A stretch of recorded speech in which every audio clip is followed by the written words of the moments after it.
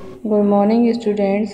आज हम लोग बीकॉम पार्ट थर्ड में मैनेजमेंट अकाउंटिंग में चैप्टर स्ट्रक्चर में पूंजी तंत्रीकरण को पढ़ेंगे। पूंजी तंत्रीकरण क्या होता है? पूंजी तंत्रीकरण से आशय है कैपिटल गियरिंग से। पूंजी तंत्रीकरण स्थिर लागत वाली पूंजी व समता अंश पूंजी के मध्य संबंध को व्यक्त करता है।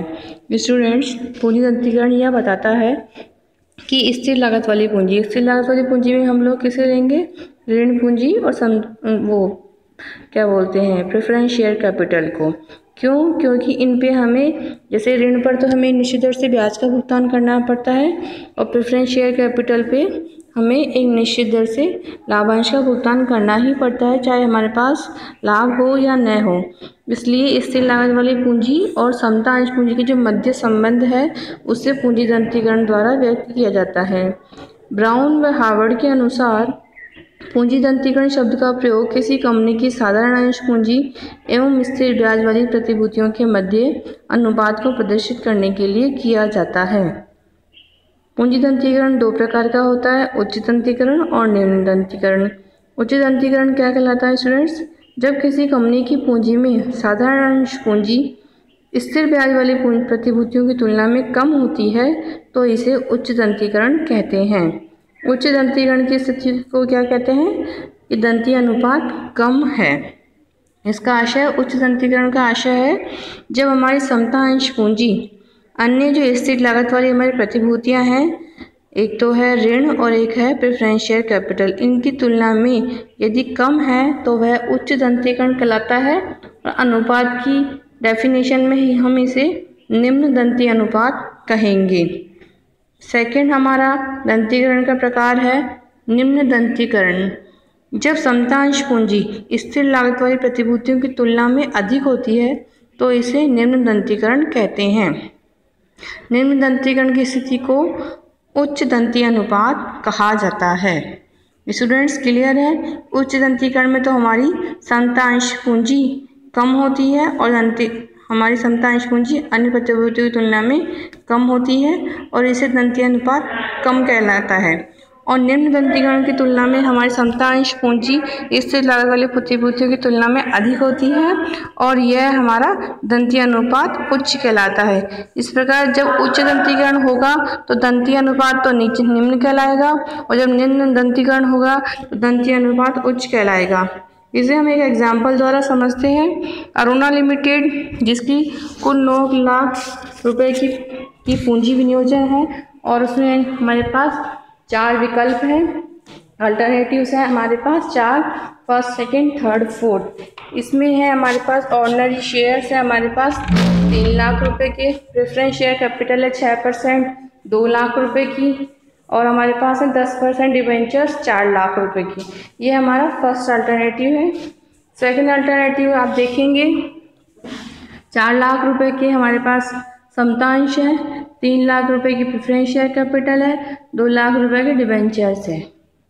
थर्ड अल्टरनेटिव में हम लोग देखते हैं कि हमारी समता अंश पूंजी 6 लाख रुपए है और प्रेफरेंस शेयर कैपिटल 3 लाख रुपए है। फोर्थ अल्टरनेटिव में हमारे पास केवल समता अंश पूंजी है 9 लाख रुपए की। अब हम लोग देखेंगे कि कंपनी को कर व पूर्व लाभ जो ऋण पत्रों पर देय ब्याज से पूर्व है ₹1,60,000 रुपये है। निगम कर की दर 30% है तथा कंपनी द्वारा लाभों को रोककर नहीं रखा जाता है। कंपनी के लिए आप कौन सा विकल्प सर्वोत्तम है और कंपनी को उपलब्ध विभिन्न विकल्पों का दंतीकरण का प्रभाव भी स्पष्ट कीजिए। अब हम लोग एक टेबल बनाएंगे, calculation of ordinary share dividend rate.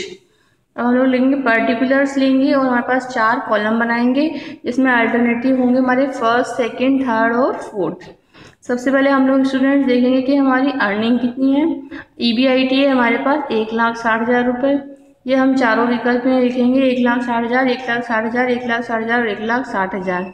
इसके बाद हम लोग देखते हैं कि इंटरेस्ट, वह हमारे पास फर्स्ट विकल्प में हम लोग देखते हैं कि 10% डिबेंचर्स है तो हमारा इंटरेस्ट हो गया 40,000, तो यह लेस होके आ गया है हमारा 1,20,000।